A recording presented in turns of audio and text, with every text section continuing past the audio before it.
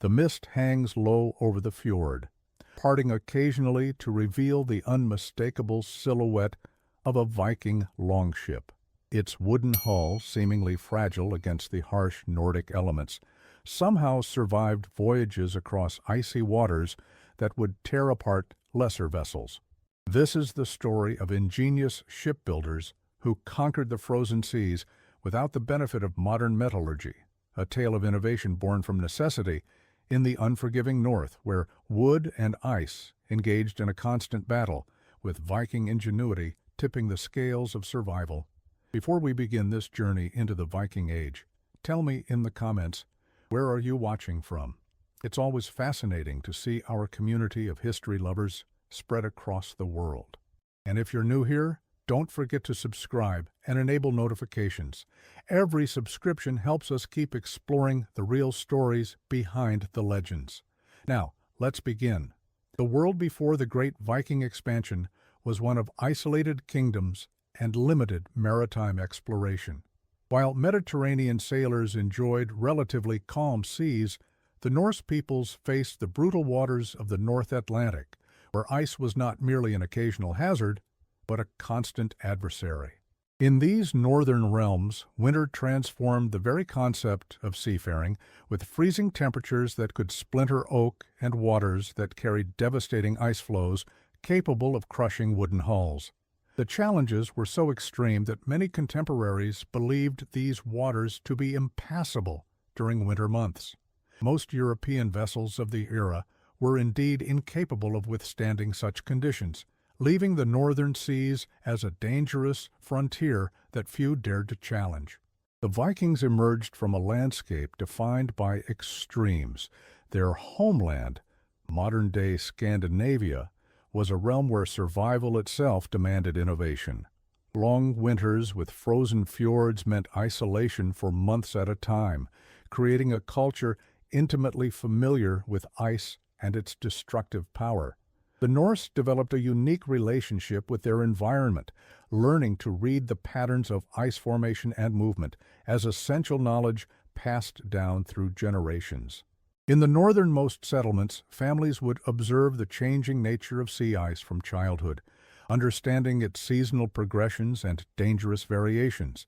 This knowledge was not merely academic, it was survival information that determined when ships could safely leave harbor and which routes might avoid the most treacherous conditions. At the heart of Viking maritime supremacy was the longship, perhaps the most sophisticated vessel of its age. These ships represented a revolution in naval architecture, with shallow drafts allowing navigation in waters just a meter deep, incredible speed, and remarkable durability. But their wooden construction presented a fundamental challenge: how to protect them from the ravages of ice without modern materials or metal reinforcements. The solution lay not in a single innovation, but in a comprehensive system of protections developed over centuries. Archaeological evidence from shipyards at Hedeby and Roskilde reveals specialized tools and construction techniques that evolved specifically to address the ice challenge. The shipwrights of these communities were highly specialized craftsmen whose knowledge was guarded and passed down through formal apprenticeships, often remaining within families for generations. The call to venture into icy waters came from necessity. Resources were limited in the north, and the sea offered both food and potential wealth through trade and raiding. Archaeological evidence suggests that as early as the 7th century, Proto-Viking vessels were already venturing into ice-prone waters around the Baltic. These journeys required special preparations, as the ships would face conditions that could destroy them in minutes if not properly protected. The seasonal timing of these voyages was critical. Too early in spring and the ice would still be too prevalent. Too late in autumn, and unexpected freezes could trap a vessel far from home. Records from trading settlements like Birka in Sweden show that maritime activity followed strict seasonal patterns, with specific weeks designated for different trading routes based on expected ice conditions. When Viking ships encountered ice, it was often a meeting of opposites: the natural force of frozen water against human ingenuity. According to the Icelandic sagas, particularly Egil's saga and the later Grenlandinga saga, Viking navigators developed specific techniques for maneuvering around ice fields. They would send scouts to high points on land to survey ice conditions before setting out, timing their voyages during seasonal windows when ice was least dangerous. But avoidance was not always possible, and physical protection became essential. The sagas describe harrowing incidents where ships became temporarily trapped in forming ice, requiring crews to break it away from the hulls continuously until they could reach open water. These accounts tell of sailors using axes and specially designed wooden mallets to carefully shatter ice, forming on the hulls without damaging the wood beneath. A delicate operation that required considerable skill. The cultural response to this challenge was intensely practical. Unlike many contemporaries who might have relied solely on appeals to gods or superstition, the Vikings combined spiritual protection, carving runes for safe passage, with tangible innovations. The Norse shipbuilders approached ice protection with the same meticulous attention they gave to every aspect of their vessels. Their solutions were elegant in their simplicity, yet remarkably effective. Archaeological evidence from ship burials across Scandinavia reveals that ships intended for northern routes received special treatments and modifications not found on vessels meant for more southern journeys. These specializations included thicker strakes, planks, near the waterline, and evidence of repeated repair and reinforcement in areas most likely to contact ice. The primary defense against ice damage was in the very construction of the hull itself. Viking shipbuilders developed a technique called clinker, or lapstrake construction, where planks overlapped each other and were secured with iron rivets. This method created a naturally flexible hull that could absorb impacts better than rigid structures. When ice pressed against these hulls, they could flex slightly rather than crack. Archaeological finds from Gokstad and Oseberg show us the remarkable resilience of these designs. Modern reconstructions and testing have demonstrated that these hulls could deflect under pressure and spring back without permanent damage, a property particularly valuable when navigating through scattered ice flows. The overlapping planks also created a natural reinforcement with multiple layers of wood at the points where the hull was most likely to receive impacts. The flexibility of these vessels wasn't accidental, but carefully engineered. The keel, the spine of the ship, was typically made from a single piece of oak selected for its specific properties, while the ribs were steam bent into precisely calculated curves that would distribute force evenly throughout the structure. This meant that when a Viking ship struck ice, the entire hull worked together to absorb and dissipate the impact, rather than concentrating it at a single point where catastrophic failure might occur. Excavated ship remains show evidence of this design philosophy, with consistent thickness and careful selection of wood grain orientation to maximize strength, in the directions most likely to receive stress from ice impacts. Beyond basic construction, the Vikings employed specific treatments to protect their wooden ships. Archaeological analysis of preserved ship timbers shows evidence of pine tar being regularly applied to hulls. This substance, derived from slowly heating pine wood, created a waterproof barrier that prevented water from penetrating the wood where it could freeze and expand, causing splits. The tar was typically applied hot, where it would penetrate deeply into the wood fibers, creating a durable, waterproof barrier that also provided some elasticity. The production of this tar was itself a specialized industry in Viking communities, with evidence of tar kilns found throughout Scandinavia. These facilities could produce the volumes needed for treating entire fleets, making it a cornerstone of maritime infrastructure. The application process was laborious, but critical. Ships would be beached and thoroughly dried before the hot tar was applied in multiple coats. Each layer would be worked into the wood using specialized tools, some examples of which have been recovered from archaeological sites. The initial coat would penetrate deeply into the wood grain, while subsequent applications built up a protective surface layer. Chemical analysis of preserved ship timbers has revealed that the tar was often mixed with other substances including animal fats, beeswax, and specific tree resins to enhance its protective qualities and maintain flexibility in freezing conditions. This wasn't a one-time treatment. Ships operating in icy environments would be retarred as often as after each major voyage, creating a maintenance schedule that became part of the maritime calendar. The chronicles of the time, though sparse in technical details, hint at other methods. Adam of Bremen, writing in the 11th century, mentions Norse ships with skins that protected them from ice. This likely refers to the practice of affixing animal hides, particularly seal skins, to vulnerable parts of the hull when sailing in icy conditions. These would be soaked in more pine tar and oils to make them waterproof and provide a sacrificial layer that ice could scrape against without damaging the wooden hull beneath. Archaeological evidence for this practice comes primarily from wear patterns on surviving hull fragments and from specialized metal fasteners that seem designed to temporarily secure these protective coverings. The technique created, in essence, the ancient equivalent of modern sacrificial anodes, parts designed to be damaged and replaced rather than allowing damage to the structural elements of the vessel. The Viking sagas also mention the use of whale fat or blubber rubbed into the wood below the waterline. Modern experiments have shown that this creates a surprisingly effective barrier, as the fat repels water and prevents it from soaking into the wood where it might freeze.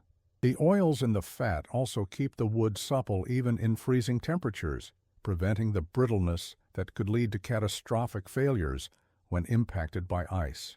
This treatment had the additional benefit of reducing friction between the hull and water, potentially increasing speed, a fact noted in several sagas that describe ships treated with animal fats as being noticeably faster.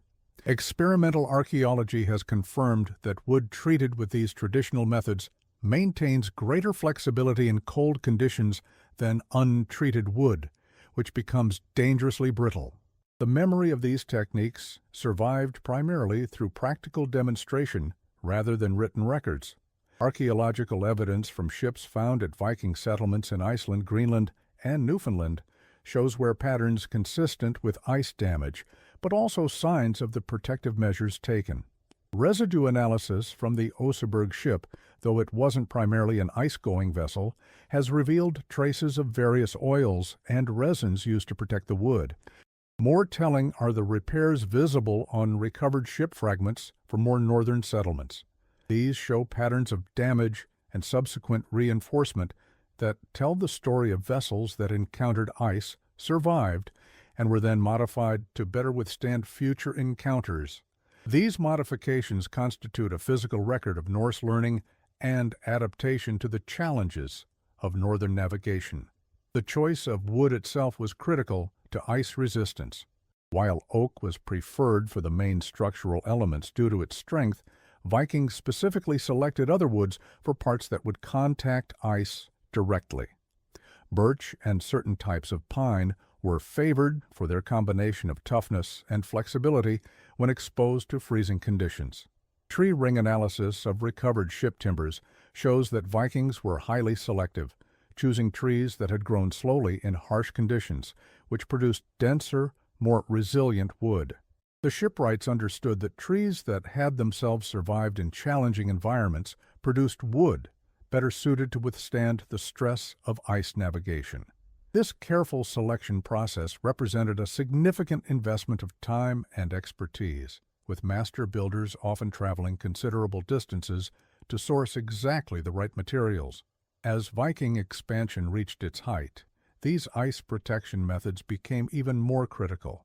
The Norse settlements in Greenland, established around 985 CE and lasting until the 15th century, depended entirely on ships capable of navigating icy waters for their survival and communication with Iceland and Norway. The saga of Eric the Red describes voyages through waters where ice mountains floated like islands, requiring extraordinary measures to protect the ships. Archaeological excavations at these settlements have revealed specialized repair facilities equipped with tools designed specifically for ice damage, evidence of the ongoing battle with this natural force. The very survival of these remote colonies depended on maintaining maritime connections through waters that were ice-filled for much of the year, making effective protection methods not merely advantageous, but essential for their continued existence. The technology evolved further as the Vikings pushed into ever more extreme environments. For voyages into the truly ice-filled waters north of Iceland, some Viking ships employed a reinforcement called an ice belt, an extra thickness of planking along the waterline where ice contact was most likely. This sacrificial layer could be replaced when damaged, preserving the structural integrity of the hull proper. Evidence of these modifications appears in several archaeological finds, though complete examples remain rare due to preservation issues. This innovation represented an important conceptual development, the notion that certain parts of the ship could be designed to be replaceable, protecting the more essential structural elements from damage. It's a principle that would later be adopted in many forms of maritime architecture, from the copper sheathing of 18th century vessels to the replaceable sections of modern icebreakers. Another ingenious solution was the use of walrus or whale bones as impromptu bumpers attached to vulnerable areas of the hull. These natural materials were both strong and somewhat flexible, allowing them to absorb impacts without transferring destructive force to the wooden structure. In particularly dangerous areas, the sagas tell of crews using long poles to push away approaching ice floes before they could make contact with the hull, a labor-intensive but effective method of protection. Archaeological excavations at Viking sites in Greenland and Iceland have uncovered specialized tools that match the descriptions in the sagas. Long wooden poles with metal-reinforced tips designed specifically for manipulating ice at a safe distance from the hull. These represent purpose-built equipment for operating in icy environments, showing the systematic approach Vikings took to this challenge. The operational techniques for ice navigation were as important as the physical protections. Viking captains understood that the way a ship was handled in icy waters could be as critical as its construction. The sagas describe specific sail configurations used when navigating through scattered ice, designed to provide maximum maneuverability while maintaining enough speed to avoid being trapped by closing ice. They also reference communication systems between lookouts positioned at the bow and the helmsman, using specialized terminology to describe different types of ice hazards and their urgency. This operational knowledge was passed down through direct experience, with younger sailors learning from veterans who had successfully navigated treacherous northern routes multiple times. This combination of specialized equipment and operational expertise created a distinctly Norse approach to ice navigation that remained unmatched for centuries. The Vikings' understanding of ice protection extended beyond their ships to the maritime infrastructure that supported them. Excavations at Viking harbors in Scandinavia have revealed sophisticated systems for protecting moored vessels during winter. Ships would be pulled entirely ashore on rollers to prevent them from being crushed when harbors froze. When this wasn't possible, they developed breakwaters specifically designed to divert ice flows away from anchorages. Archaeological evidence from several major Viking ports shows channels cut through harbor ice to allow late-season vessels safe passage to protected docking areas, a labor-intensive process that demonstrates the value placed on protecting these valuable ships. The harbors themselves were often selected with winter ice protection in mind, with natural features that would shield moored vessels from the most destructive ice movements. The maintenance cycle for ice-going vessels followed the seasonal pattern of northern life. Late summer and early autumn were devoted to thorough inspections and repairs of any damage sustained during the previous season. Vessels expected to make late-season voyages received additional treatments and reinforcements. Archaeological evidence from shipyard sites shows intensified activity during these preparation periods, with specialized tools and materials stockpiled specifically for this work. The timing was critical. Ships had to be ready before the onset of harsher conditions, but couldn't be taken out of service too early in the valuable summer sailing season. This created a carefully balanced maintenance calendar that became an integral part of coastal Viking communities. As the Viking Age progressed toward its end in the 11th century, their shipbuilding techniques, including ice protection methods, spread to other cultures. The Slavic peoples of the Baltic adopted many Viking shipbuilding techniques, as did the Anglo-Saxons and Normans. Yet the specialized knowledge of ice navigation and protection remained primarily with the Norse, who continued to ply the northern waters long after their age of expansion had ended. Archaeological evidence from the later medieval period shows a gradual divergence in ship design between Norse vessels that maintained ice protection features and other European ships that abandoned these specialized adaptations as they focused on more southerly routes. This specialization represents an important aspect of Viking maritime legacy, the development of regionally adapted vessel designs rather than pursuing a one-size-fits-all approach to shipbuilding. The legacy of Viking ice protection methods extended far beyond their era. When later European explorers began venturing into Arctic waters in the 15th and 16th centuries, many turned to Norse techniques described in the sagas. The Dutch explorer Willem Barents, searching for the Northeast Passage in the 1590s, specifically referenced the manner of the Norseman in preparing his ships for ice encounters. Even the great polar explorers of the 19th century, including Fridtjof Nansen, acknowledged their debt to Viking methods of ice protection. Nansen's famous vessel, the Fram, incorporated principles first developed by Norse shipwrights 1,000 years earlier, particularly the concept of a hull designed to rise up when pressed by ice, rather than being crushed by it.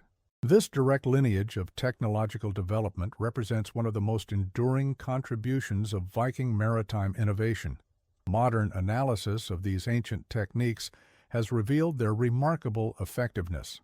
Scientific testing of pine tar treatments, similar to those used by Vikings, has shown they reduce water absorption by up to 80% compared to untreated wood, significantly reducing the risk of freeze damage. The flexibility of clinker-built hulls has been demonstrated to distribute impact forces in ways that reduce the likelihood of catastrophic failure, a principle now recognized in modern ice-going vessel design. Contemporary ship designers have even conducted computer modeling of Viking hull forms, confirming that their proportions and construction methods did indeed create vessels with natural ice resistance far beyond what might be expected from wooden ships. This scientific validation of techniques, developed through trial and error a millennium ago, speaks to the sophisticated understanding these ancient shipwrights developed through careful observation and systematic improvement. What's particularly impressive about Viking ice protection methods is that they achieved such effectiveness with relatively limited materials. Modern ice-going vessels rely heavily on specialized steel alloys, sophisticated coatings, and powerful engines. The Vikings, working with wood, tar, animal products, and human power, developed systems that allowed them to operate safely in conditions that remained challenging even for steel ships until relatively recent times.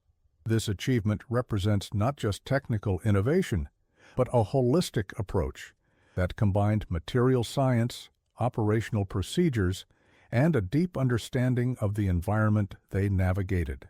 It serves as a powerful reminder that effective solutions don't always require advanced materials.